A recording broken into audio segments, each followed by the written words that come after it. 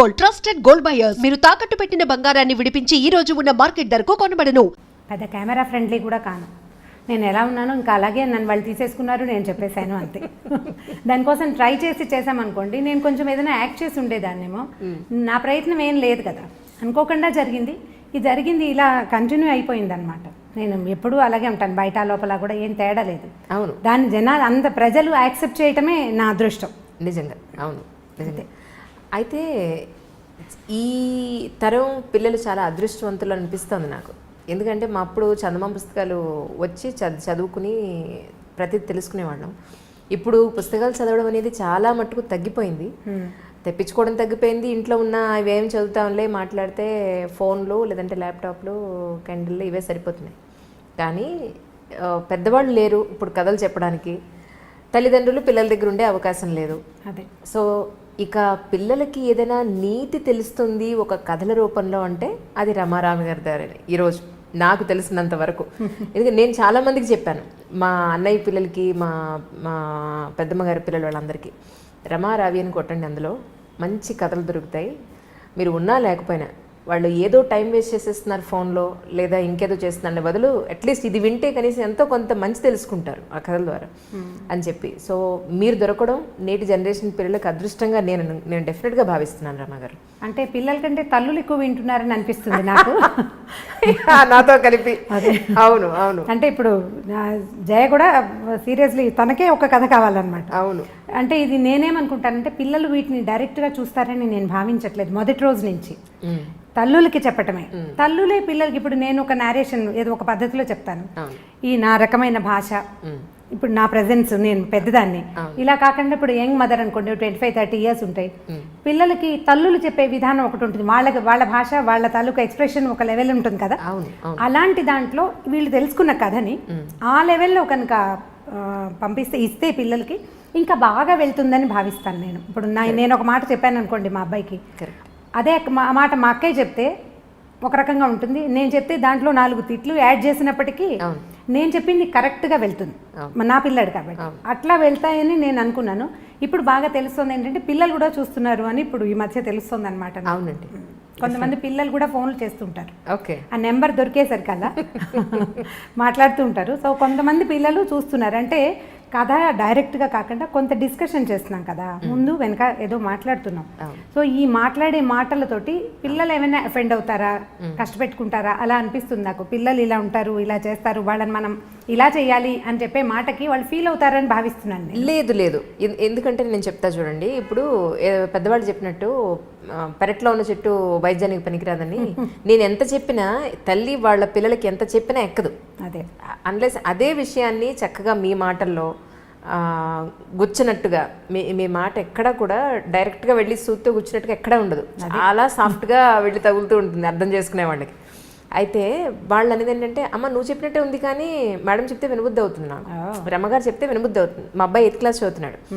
వాడు ఏ రోజున అదే క్రికెట్ ఏదైనా చూస్తానంటే కనుక, సరే అయితే క్రికెట్ చూడొద్దు, రమ్మగారి స్టోరీ నీకు ఓకే కదా, సరే అదే పెట్టి నేను చూస్తాను ఫస్ట్ అని మొదలు పెట్టాడు.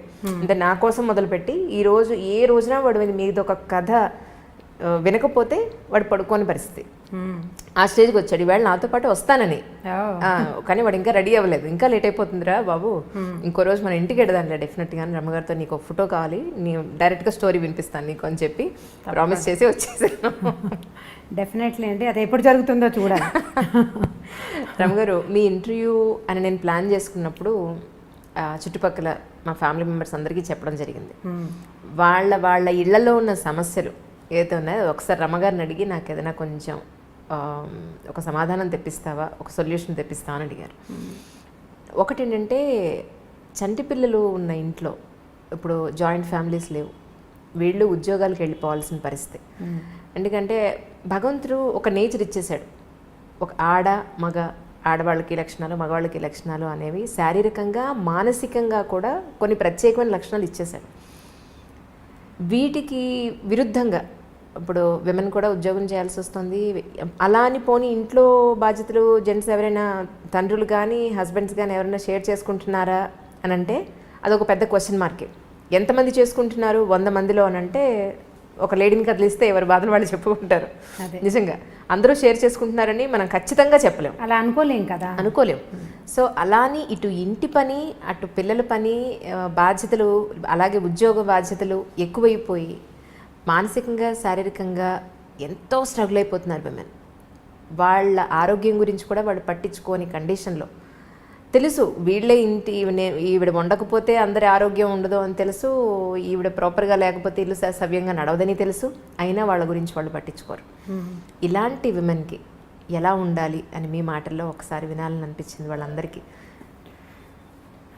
ఇది పిల్లలు పుడుతుండగా, అంటే ప్రెగ్నెన్సీలో ఉండగా లేదా ప్రెగ్నెన్సీ తర్వాత పోస్ట్నేటల్ డేస్లో కూడా ఆడవాళ్ళు నేను చేసేయగలను అని మనకి ఎలా ఉంటుందంటే, మనని మనం ప్రూవ్ చేసుకోవాలన్న ఒక పిచ్చి పాతకాలంలో లేనిది ఇప్పుడు ప్రబలింది. సరిగా చెప్పాలని పెరిగింది అనకూడదు, ప్రబలిందనే చెప్పాలి. నీ వల్ల కాదు అంటే వీళ్ళకి నచ్చదు. ఇవాళ రేపు ఈ జనరేషన్ ఆడపిల్లలకి నీ వల్ల కాదన్న మాట నచ్చక నా వల్ల అవుతుందని అన్ని పులుముకుంటారు. సరిగా చెప్పాలంటే, అంటే సీరియస్లీ చెప్పదలుచుకుంటే కనుక. అవును. ఈ పులుముకున్నది ఏమవుతుందంటే, పాత సామెత ఒకటి ఉంది, ఎత్తుకున్న బిడ్డ మొత్తుకున్న దిగదని. ఒకసారి ఎత్తుకోమనక మనం అలవాటు చేసామా, నాకు చెయ్యి నొప్పి పెడుతోందంటే పిల్లాడికి అక్కర్లా నీ చెయ్యి నొప్పొద్దు, నీ మెడ నొప్పొద్దు, వాడికి ఎత్తు కావాలంతే. ఇందులో పిల్లవాడు అంటే వాడు ఒకడే కాదు కదా, వాడి నాన్న తాత కూడా ఉంటారు అందులో. ఎప్పుడైనా సరే కుటుంబ సభ్యులకి విషయాన్ని షేర్ చేయకుండా మనం మొయ్యగలము అని కనుక బలవంతంగా నెత్తి మీదకి తీసుకుంటే ఇక ఎప్పటికీ మీరు షేర్ చేయలేకపోతారు. లిమిటేషన్స్ ఉంచుకోవాలి ఎవరైనా సరే. నేను కూడా, నాకు ఇదే జబ్బు ఉంది, నాకు కూడా ఉందా జబ్బు. ఇప్పుడు ఇంత ఏజ్ వచ్చాక ఇప్పుడు నా వల్ల కాదు అంటే, ఎందుకు నీ వల్ల కాదు అనే క్వశ్చన్ వస్తూ ఉంటుంది తప్పిస్తే ఇక నువ్వు చేయలేవా అయ్యో పాపం అని ఎవరు అనరు. ఆ మాట ఎవరికి నచ్చదు. అందుకని ఇది చిన్న వయసులోనే మనం ఏం చేయాలంటే, మనకి ఒక లిమిటేషన్ ఉంచుకోవాలి. నేను ఇది చేయగలను, నేను ఇది చేయలేను, పోనీ ఈ విషయాన్ని ఇంత మటుకు చేస్తాను, తర్వాత నేను చెయ్యను అని చెప్పగలగాలి. ఈ చెప్పటం రాకపోతే అనుభవించాల్సిందే. ఇప్పుడు పిల్లలు చిన్నతనం, ఒక 3-4 ఏళ్ల చంటిబిడ్డ ఉన్నాడు అనుకో, 4 ఏళ్ల పిల్లాడంటే ఇక వాడి ఎంత మారంలో ఎంత విసుగులో వాడికి అన్నం పెట్టడం, వాడిని నిద్రపుచ్చడం, వాడి ప్రతిదీ ఒక కష్టసాధ్యమైన సంగతిగానే ఉంటుంది. వీటిని తల్లులే చేయవలసిన పనులు ఉంచుకుని మిగిలినవి తండ్రులకి షేర్ చేయడానికి ప్రయత్నం చేయాలి. వాళ్ళతో కూర్చొని మాట్లాడుకోవాలి. ఇప్పుడు మీరు మామూలుగా కబుర్లు చెప్పుకోవడానికి, సినిమాలకు వెళ్ళడానికి, వాటన్నిటికీ మాట్లాడుకుంటూనే ఉంటారు. అలాంటప్పుడు ఇలాంటివి కూడా మాట్లాడకుండా ఉండరు కదా. వైఫ్ అండ్ హస్బెండ్ అన్నాక ఎంతో కొంత మాట్లాడుకుంటేనే కదా సంసారాన్ని నడిచేది. ఖచ్చితంగా ఈ పని నువ్వు చెయ్యి అని దానికి మళ్ళీ ఇంకొకటి ఉంది, తల్లులకి ఇంకొక జబ్బు ఉంటుంది సహజంగా. ఆ పిల్లాడు ఏదో నాన్న దగ్గర ఒక నిమిషం ఏడవంగానే వీడు ఇంకా ఆగలేరన్నమాట, నువ్వు చేయొద్దులే నేనే చేసుకుంటా, పిల్లాడిని ఏడిపిస్తున్నావు అనేస్తారు. అనకూడదు. కొంచెం గట్టిగా మనసు దిటవ చేసుకుని వాళ్ళిద్దరు తంటాలు వాళ్ళు పడతారు అని కనుక వదిలిపెట్టేస్తే అప్పుడు తండ్రి పిల్లవాడిని హ్యాండిల్ చేస్తాడు. ఎప్పుడైతే తల్లి సపోర్ట్ ఉందో ఈ పిల్లలు ఇక వాళ్ళ మాట వినరు. నేను ఈ పని చేయను, ఇక నువ్వు నాన్నతోటే చేయించుకో, ఇవి అతనే హ్యాండిల్ చేయాలి. ఈ విషయం హోంవర్క్ చేయించడం, కొట్టని తిట్టని అక్షంతలేని ఏం చేసినా ఆయన ఏం చేస్తే అది చేస్తాడు అని వీళ్ళు ఊరుకోగలిగితే షేరింగ్ కుదురుతుంది. మనం అలా చెయ్యము, ముందు షేర్ చేస్తాము, అందరూ చేసే పని, నేను కూడా ఉన్నా అందులో. ఈ మనం పోట్లాడుకు ఏదో చిన్న మాట్లాడేసుకుంటాం, ఈ హోంవర్క్ చేయొచ్చని చెప్తాం. వాడు హోంవర్క్ చేస్తుండగా వాడు ఏదో విండు, ఏరా నీకు ఇది కూడా రాదా అనో ఏదో అంటాడు నాన్న. అమ్మ చూడు నాన్న అనగానే మనం తయారైపోకూడదు. తయారైపోతాం మనం. ఆ తయారవ్వకుండా ఉండడం, మధ్యలో దూరకుండా ఉండటం, ఇది అలవాటు చేసుకోవాలి. మన ఇంట్లో కనుక ఇన్లాస్ ఉన్నారనుకోండి, వాళ్ళకి కూడా పిల్లల తాలూకు కొన్ని వ్యవహారాలని అప్పచెప్పటం తెలుసుకోవాలి. సాయంత్రం 7 నుంచి 9 దాకా తాతగారి దగ్గర కూర్చొని హోంవర్క్ చేసుకోవాలంటే తాత సరిగా చెప్పని సరిగా చెప్పకపోని మాట్లాడకూడదు. ఇప్పుడు బ్యారికేడ్స్ ఎవరికి కావాలి? మా ఆడవాళ్ళకే కావాలి. మనమే హద్దుల్లో ఉండాలి. ఈ హద్దు కనుక తెలుసుకుని ఉంటే అప్పుడు కుదురుతుంది.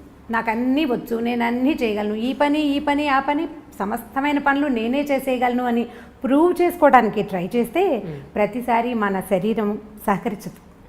నిజమండి. కొన్నాళ్ళు అయ్యేసరికల్లా ఏమవుతుందంటే మానసికంగా వీక్ అయిపోతాం, సెల్ఫ్ పీటీ వచ్చేస్తుంది.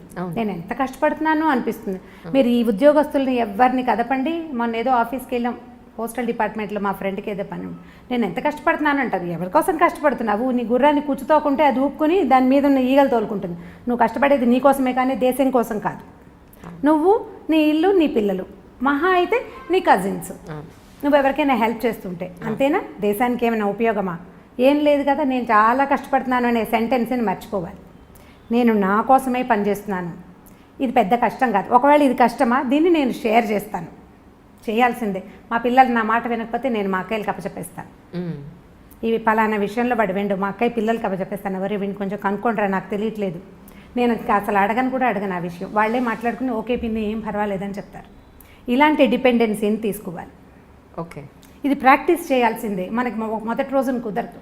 దీనికోసం మనం మన చుట్టుపక్కల వాళ్ళతోటి మంచి సంబంధ బాంధవ్యాలు నేర్చుకోవాలి. మనం తగ్గాలి. అప్పుడు అవును, మనం తగ్గితేనే కదా సంబంధ బాంధవ్యాలు ఎలా పెరుగుతాయి మనకి. అవునండి. ఎవరితోటైనా మంచి రేపు రావాలంటే వాళ్ళకి అవసరమైనప్పుడు మనం ఉపయోగపడాలి, వాళ్ళు పెరిగినప్పుడు మనం తగ్గాలి. అలాంటప్పుడు వాళ్ళకి మనకి మంచి రేప ఉంటుంది, మంచి స్నేహ సంబంధాలు ఉంటాయి. అప్పుడు వాళ్ళ సహాయం మనం తీసుకోగలుగుతాం. దీన్ని చిన్నతనంగా భావించకూడదు. అప్పుడు మీరు రిలాక్స్ అవ్వగలుగుతారు. నాకేం ఆరోగ్యం ఏం లేదు, నేను అంత హెల్దీ పర్సన్ని కాను, ఏవో రకరకాల ఆరోగ్య సమస్యలు ఉంటూనే ఉంటాయి. ఎప్పుడు అవునండి, నెల పొడుగునా ఏదో ఒక ప్రాబ్లం ఉంటుంది. నాకు జనం ఉన్నారు, నేను వాళ్ళందరితోటి మెయింటైన్ చేయగలుగుతాను. అందుకని నేను ఈజీగా కథ నవ్వుతూ చెప్పేయగలుగుతున్నాను. నేను చెప్పాలంటే నాకు లోపల ఒక బ్లెస్ ఉండాలి, సంతోషం ఉండాలి కదా. ఈ సంతోషం ఎక్కడి నుంచి వస్తుంది? ఇండిపెండెంట్గా ఉండటం వల్ల ఎంత సంతోషం వస్తుందో డిపెండెంట్గా ఉండటం వల్ల కూడా అదే సంతోషం వస్తుంది. మీరు అది తెలుసుకోవాలి. అంతే, దాంతో మీరు హాయిగా ఉండగలుగుతారు. అది ఎక్కడ ఎవరితోటి అనేది ఎవరి జీవితాన్ని బట్టి వాళ్ళు డిసైడ్ చేసుకోవాల్సిందే. అంతే. ఇంకోటండి రమ్మగారు, ఇప్పుడు హైదరాబాద్లో మనకు ఒక లైఫ్ స్టైల్ ఉంటుంది. ఇదే కొంచెం విలేజెస్కి వెళ్తే అక్కడ ఒక లైఫ్ స్టైల్ ఉంటుంది. మనకి ఇక్కడ దొరికే మెటీరియల్ కానీ ఇక్కడ మన అన్ని రకాలుగా, అది ఫుడ్ అయినా డ్రెస్ అయినా మన లైఫ్ విధానమైనా ఇక్కడ ఒక రకం ఉంటుంది. ముంబైలో ఒకటి ఉంటుంది, ఢిల్లీలో ఒకటి ఉంటుంది, ఇంకో విలేజెస్లో ఒకలా ఉంటుంది. మన ఈ మధ్య మా ఇంట్లో జరిగిందే చెప్తున్నా. అందుకే మా కజిన్స్ వాళ్ళ పిల్లలందరూ వచ్చారు. వస్తే విలేజెస్ నుంచి వచ్చిన పిల్లలతోటి వీడు మాట్లాడట్లేదు. ఇక్కడ సిటీలో ఉన్న పిల్లలు, బెంగళూరు, ఢిల్లీలో, హైదరాబాద్లో ఉన్న పిల్లలు, మా కజిన్స్ ఊరి నుంచి వచ్చిన వాళ్ళతో మాట్లాడట్లేదు. ఏంటి ఎందుకు మాట్లాడట్లేదు? వాళ్ళని వెళ్ళండి మాట్లాడండి వాళ్ళతోటి అని అంటే, వాళ్ళ డ్రెస్ చూసావా, వాళ్ళ భాష చూసావా, ఇంగ్లీష్ రాదు వాళ్ళకి, మేము ఎలా కలుస్తాం వాళ్ళతోటి, నోరు తెరిస్తే ఏమిటే అలా ఉన్నారే అని అంటే మేము వాళ్ళతో ఎలా మాట్లాడతాం? మాకు ఇష్టం లేదు మాట్లాడడం అన్నారు. నేను చెప్పగలిగినంత డ్రెస్ చూసు, ఇప్పుడు మీరు ఇంగ్లీష్ స్కూల్లో మిమ్మల్ని వేసాం కాబట్టి మీకు ఇంగ్లీష్ వచ్చింది, లేకపోతే మేము కూడా ఊళ్ళోనే ఉంటే మీరు కూడా అలాగే ఉండేవాళ్ళు. అంతే కదా. మనుషులు కలుపుకోవాలి. ఫ్రెండ్స్ అని నువ్వు అనుకునే ఫ్రెండ్స్ నీ జీవితాంతం ఉంటారా? రక్త సంబంధికులే ఉంటారని చెప్పినా కూడా వాళ్ళు ఉన్న ఆ 2 రోజులు కూడా వెళ్ళి వాళ్ళతో కలవలేదు. సో ఇలాంటి పిల్లలకి తల్లిదండ్రులు చెప్తున్నారు, చెప్పినా వినని పిల్లలు కూడా ఉన్నారు, చెప్పని వాళ్ళు కూడా ఉన్నారు. ఇలాంటి పిల్లలకి మీ మాటలో ఒకసారి అని చెప్తారేమో అని. ముందు మనం పిల్లల్ని వాళ్ళతోటి కలపడానికి ప్రయత్నం చేయాలి. ఇలా సంవత్సరానికో 3 ఏళ్ళకో ఓసారి కాకుండా మనం కూడా ఊరు వెళ్తున్నాం అనుకోండి. ఇప్పుడు మనం ఊరు వెళ్తాం, మనతో పాటు మన 2 పిల్లలు వస్తారు. మిగిలిన ప్రపంచం అంతా పల్లెటూరు ప్రపంచమే ఉంటుంది కదా. వీళ్ళు అక్కడ అడ్జస్ట్ అవ్వడానికి 2 రోజులు పడుతుంది, తర్వాత అలవాటు పడతారు. అలా కాకుండా ఊరి నుంచి వచ్చిన ఒక మనిషి ఈ గుంపులో చిలకల గుంపు కాకుల గుంపు లాగా ఎవరు చిలక ఎవరు కాకి చెప్పలేము, కానీ వీళ్ళు అడ్జస్ట్ అవడం కష్టం. మనం అప్పుడప్పుడు కనుక తీసుకెళ్తే, అందుకని మేము ఫ్రీక్వెంట్ డిస్కషన్స్లో నేను చెప్తున్న మాట ఇదేనమాట. ఫంక్షన్లకి, పార్టీలకి, అన్ని చోట్లకి మనం ఏదో ఊరు వెళ్తాం, అక్కడికి పిల్లల్ని ఎందుకు అని అనుకోకుండా సాధ్యమైనది అంటే హాలిడేస్ ఉండాలనుకోండి, సెలవులు కుదిరినప్పుడు పిల్లల్ని కనుక తీసుకెళ్తుంటే ఈ కొత్త ఎన్వైర్న్మెంట్ కూడా వాళ్ళు అలవాటు పడే అవకాశం ఉంది. అదేం విపరీతం కాదని, మన కజిన్స్ ఇద్దరే ఇలాగ అతి భాషలో లేరు, అక్కడ ఉన్నదంతా అతి భాషేననే సంగతి వీళ్ళకి అర్థం కావాలి కదా. తర్వాత రెండోది, నేను అనుకుంటాను ఇళ్లలో ఇంగ్లీష్ మాట్లాడకూడదండి. చాలా మంది ఇంట్లో ఏమిటో ఒక 4-5 ఏళ్ల పిల్లాడితోటి మన ఎదురుకుండా వాళ్ళు ఇంగ్లీష్లోనే మాట్లాడతారు. వాడికి తెలుగు ఎప్పుడు వస్తుంది? ఇంకా ఎప్పుడు తెలుగు నేర్చుకుంటారు? ఇంగ్లీష్ మాట్లాడకూడదని అనిపిస్తుంది. స్కూల్లో ఎలా ఉన్నా సరే, మనం ఇంట్లో పెద్దవాళ్ళు వాడిని ఇంగ్లీష్లో క్వశ్చన్ చేయటం, కొన్ని స్కూళ్ళల్లో ఏమిటో మీరు ఇంట్లో ఇంగ్లీష్లో మాట్లాడండి అని చెప్తుంటారు. మా వాడి స్కూల్లో చెప్పాను నేను, అలా అయితే కనుక నేను స్కూలే మానిపించేస్తాను. నాకు ఇంగ్లీష్ రాదు, ఏదో 2 ముక్కలు తెలుసు అంతే, నాకేం రాదు. ఒకవేళ వచ్చినా నేను మాట్లాడను. మా దగ్గర ఇంగ్లీష్ వచ్చిన వాళ్ళు బోల్డ్ మంది ఉన్నారు, వాళ్ళు ఎవరు ఇంగ్లీష్లో మాట్లాడరు. ఇంకా తెలుగు ఎప్పుడు నేర్చుకుంటారు? వచ్చే తర్వాత తరాలకి తెలుగే ఉండదు. ఇప్పుడు మనం మూలాలు తెలుసుకోండి అని ఒక స్లోగన్ పట్టుకున్నాం, నిన్న మొన్నటి నుంచి ఈ మధ్య స్టార్ట్ అయింది కదా. నీకు మూలం ఏది? పల్లెటూరు కాదు, ముందు నీ భాష. ముందు నీ భాష, దానికి ఒత్తులు శశసహాలకి తేడా, అవే మనం తెలియజేయటం లేదు. ముందు మీరు ఇంగ్లీష్లో మాట్లాడకుండా పిల్లలతో తెలుగులో మాట్లాడి, ఇంట్లో ఇంగ్లీష్ మాట్లాడితే తెలుగు మాట్లాడు, ఈ 4 ముక్కలు నేర్చుకో, మేము ఉండగా అయినా అని పిల్లల్ని బెదిరించి తర్వాత వీళ్ళని ప్రతి ఫంక్షన్కి పార్టీకి తీసుకుని వెళ్ళి కనుక అలవాటు చేస్తే అప్పుడు కొంచెం కాస్త బెటర్గా అవుతారని అనిపిస్తుంది. మా వాళ్ళు ఏమి పల్లెటూరుకి దానికి తేడా ఫీల్ అవ్వరు. సంవత్సరానికి 2 రోజుల నుంచి 15 రోజుల దాకా ఎప్పటికప్పుడు ఊళ్ళో పడి దొరలేస్తారు. అక్కడ ఫ్యాన్లు ఉండవు, ఎప్పుడు కరెంట్ ఉండదు, ఏసీ ఉండదు, ఫోన్లకి సిగ్నల్స్ రావు. ఏదో తాడి చెట్ల దగ్గర తుమ్మ చెట్ల దగ్గర తిరిగి గొడ్ల వెనకాల తిరిగి ఎలాగోలాగా ఉంటారు అంతే. చిట్టుకూడూరు వెళ్తే అసలు ఏమీ ఉండదు మా ఊళ్ళో. అగ్గిపెట్టె కూడా ఇది వరకు దొరికేది కాదు, ఇప్పుడేదో అగ్గిపెట్టెలు అవి దొరుకుతున్నాయి, కానీ మేము బాగానే ఉన్నాం. మరి వాళ్ళు పిల్లలు గొడవ పెట్టేవారు కదండి, మేము రావు అక్కడికి అడిగితే ఉండవని. అవి ఏమిటి అక్కడి నుంచి రావడానికి దుఃఖించేవాళ్ళు మా వాళ్ళు. ఓకే. ఇప్పుడు నేను వెళ్ళకపోయినా నా పిల్లలు వెళ్ళిపోతారు వాళ్ళ దారిని వాళ్ళు. ఎప్పుడు అవకాశం దొరుకుతుందా వెళ్ళి చిట్టుకూడూరులో పడిపోదామా అని ఉంటుంది వాళ్ళకి.